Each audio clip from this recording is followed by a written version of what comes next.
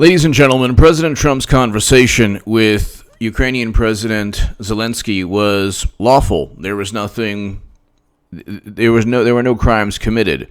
We know this not only because of my last segment where I read the transcript and it's like completely benign. There is no quid pro quo. There's no if you don't do this, you will not get aid. They got the money. The money was already given to the Ukraine. This whole thing is impeach. They have to find something to impeach Trump over. So they said, well, this conversation is an example of election interference. William Barr has already, the Justice Department has already stated it's not a thing. It's not a campaign finance violation. If this is a campaign finance violation, what is Clinton purchasing the Steele dossier? So, I mean, it's Democrats, all they need to do is find some excuse and they're going to impeach Trump. But they will impeach Trump. But it really doesn't matter the legality of things. This is not a high crime and misdemeanor. But White House Russia expert defends Trump-Ukraine call nothing illegal. Oh, there you go. Tim Morrison, the outgoing top White House Russia expert, testified behind closed doors that he does not believe anything illegal was discussed during President Trump's July phone call with Ukrainian President Volodymyr Zelensky. Quote, I want to be clear, I was not concerned that anything illegal was discussed. There you go. So all of this is, well, you have one person who blew the whistle on this and said that he thought that Trump is breaking the law and utilizing the government to investigate his political opponent. No, there actually was no. In the transcript, I read the transcript in my last segment. You can read it. There is never any mention of any type of statement, even a statement alluding to this, like if you don't investigate Biden, or if you don't investigate why a prosecutor was fired, you will not get the money. There's no reference to that. Zero reference to that. You have to really look and say that Trump is insinuating this, and you have to then create this whole fabricated world where because of the insinuation, therefore this means that, and connect the dots, and it's all the dots swirling around in the brains of people who have derangement issues pertaining to Trump. But here, quote, I want to be clear, I was not concerned anything illegal was discussed, Morrison said. Tim Morrison, the outgoing top White House Russia expert. So, quote, I guess they have to try to put a spin on it. Okay, so, there we go. Okay. Scrutiny of Trump's July 25th call with Ukraine's president has been largely focused on whether Trump did something improper by asking Kiev to launch investigations into former Vice President Joe Biden, a political rival. Look, you watching this, you watching this right now, this segment, you have a better chance, and I have a better chance of becoming president of the United States of America than Joe Biden. Joe Biden will not be president of the United States of America. He couldn't even get he could not even reach 1% in Iowa in 2008. Look it up. He could not even reach 1% in Iowa. Okay. Morrison, who replaced Fiona Hill as the senior director for European and Russian affairs at the National Security Council, also said Thursday he wasn't concerned about the accuracy of the partial readout of the phone call released earlier this year by the White House. Quote, to the best of my recollection, the memorandum of the conversation accurately and completely reflects the substance of the call.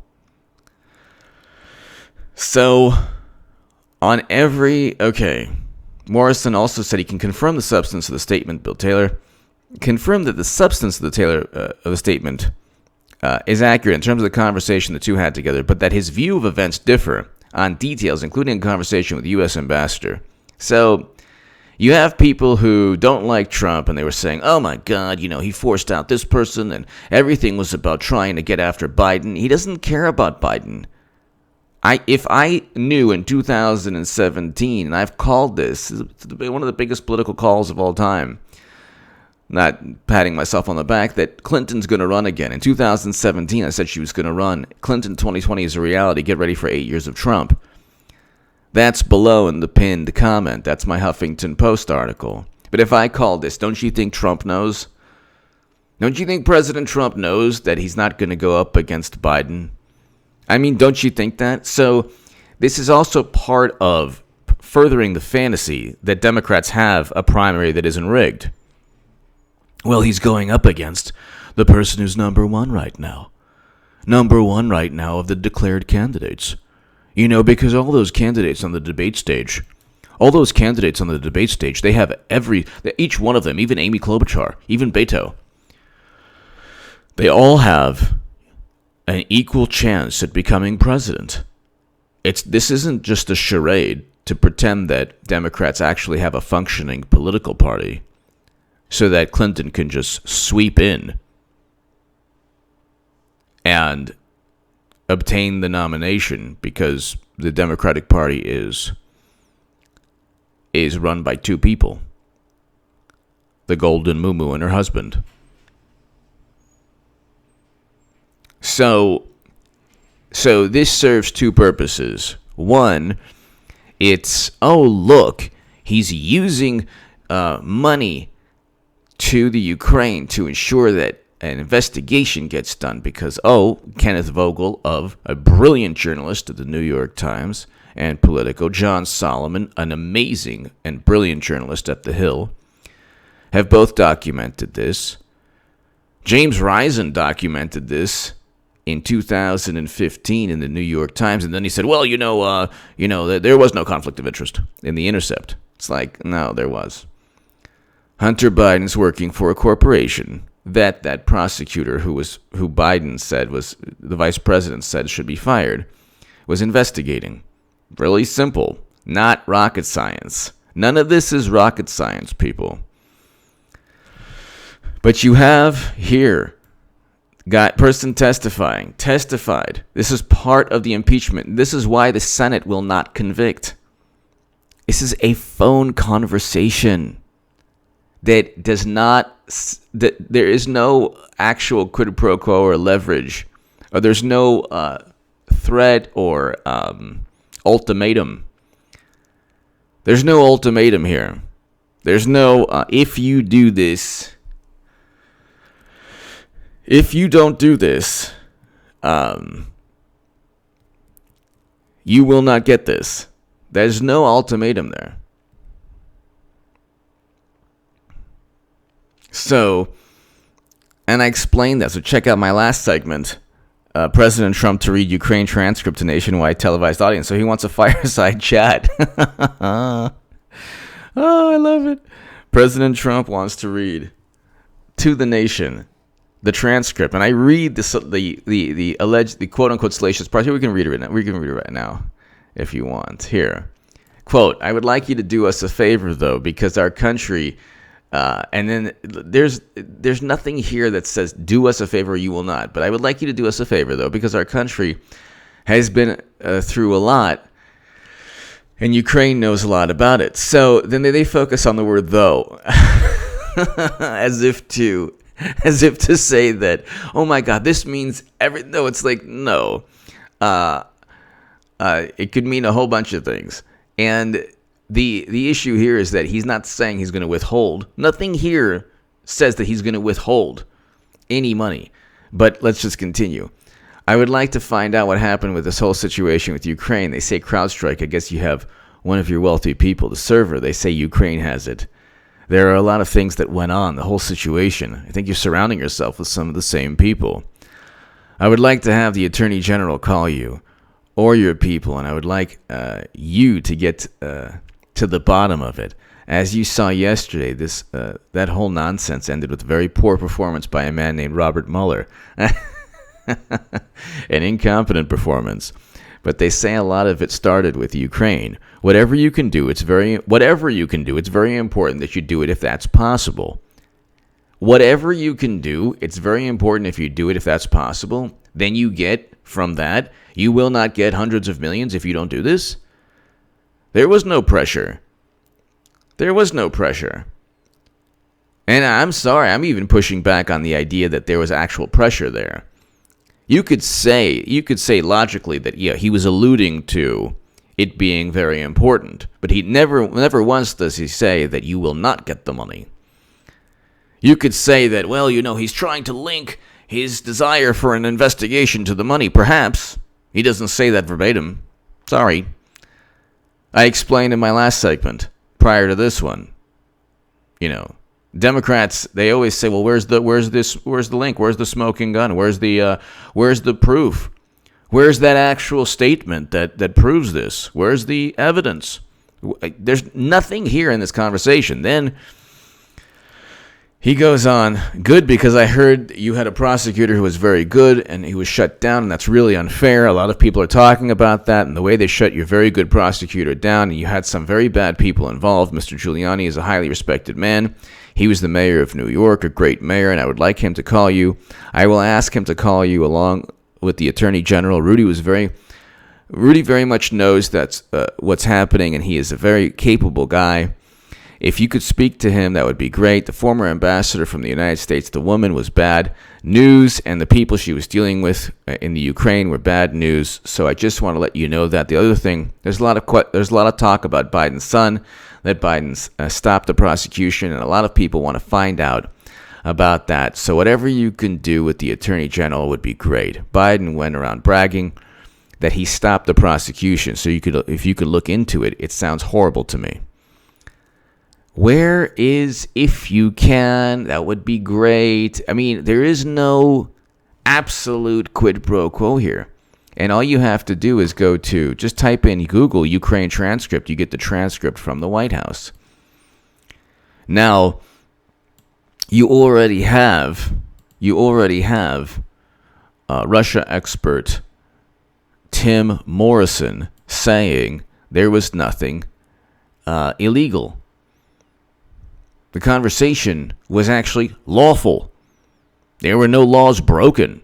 And it's his prerogative to speak about whatever he wants to speak about. Everything is not tied. Life is not tied. If you whatever you do today at work isn't tied to the chances of Democrats to win the election in 2020. But their world revolves around, oh my God, everything Trump does, if he's trying to gain an advantage over us, they're like paranoid. They live in this paranoia where everything has to revolve around their election chances. Oh, well, Russia interfered in the election. Oh, by the way, no, they didn't. I would love to debate any liberal pundit and ask them how many votes were altered by Facebook ads. If you don't give me an answer, I'm not going to take you seriously. And neither will anyone else. How many votes were altered by Facebook ads? How come Clinton got the popular vote if Russia interfered in the election? That makes no sense. And how many votes were altered by the DNC emails? Okay, that points to the corruption of the DNC. So you're saying that Clinton didn't win the primary, that it was rigged. Oh, well, no, she won the primary, so there wasn't anything embarrassing in the DNC emails. Well, there was. Well, which one was it? It's easy to trip them up. I would love to debate, but they would never debate me. Because I'd rip apart any argument. Well, Russia interfered in the election. We know this from Mueller. Really? Well, what'd they do? It was a sophisticated campaign. Well, what'd they do? Oh, there's Facebook ads and Twitter bots. Okay, how many votes were altered? How many votes were altered in swing states? Which Facebook ads in swing states altered the most votes? Okay, Russia didn't interfere in the election. Here's a newsflash for everybody. That never happened. And Russia didn't give Trump an advantage because they feared Clinton. If anything, the Steele dossier is based on a true story of Bill Clinton's life. Oh my God, I can't tell you how much I love those fluids in the morning. Enjoy the visual. But yeah, the White House Russia expert defends the Trump-Ukraine call. Nothing illegal. Of course there was nothing illegal. The whole thing, they're impeaching him based on... Look, you have to understand something. Clinton is actually messing with the minds and the psyches. It's not actually... It's Trump and Clinton. Because Trump's just being himself, but Clinton's actually manipulating. So... Democrats have to live within a world, a paradigm that is run by this James Clapper, Brennan, Comey, Clinton type of thing. Well, everyone's out to get us, and we were cheated out of the last election, even though we cheated Bernie Sanders, but we were cheated because people knew that we were cheating Bernie Sanders, and that wasn't fair. Trump is a horrible despot, monster, orange maniac. Their world is not record low unemployment, record low Black and Latino unemployment, First Step Act, peace between North and South Korea, the beginning of. They don't see things in that manner. A scaling back of U.S. foreign policy. They don't see things. Everything to them revolves around whether or not they can attain political power. That's it. So they're focusing on a conversation to impeach Trump. The whole thing's absolute nonsense. Well, he did ask another country to investigate. So what? He had every right to. And he didn't demand. He said, look, if you can do this, that would be great. It was like a coaxing. It was like, but the Democrats are like, oh my God, you see, this is it. It's like, no. If you're okay with Uranium One giving millions to the Clinton Foundation and then President Obama not vetoing the sale of 20% of U.S. uranium capacity as yellowcake uranium is shipped out of the country, yeah. If you're okay with that, that's on you. Okay. That's a bigger story than this phone conversation. And William Barr and John Durham are investigating a criminal matter because people are going to get indicted. You cannot utilize the United States government against an incoming president. Sorry. You can't say that, he worked with Russia to hack the DNC or to spread Facebook ads. That's nonsense based on a dossier that Clinton purchased. The Golden Moo purchased it. By the way, she's running again. Did I tell you that? Give me your thoughts below. Thank you so very, very much. Check out H.A. Goodman's other channel right this second.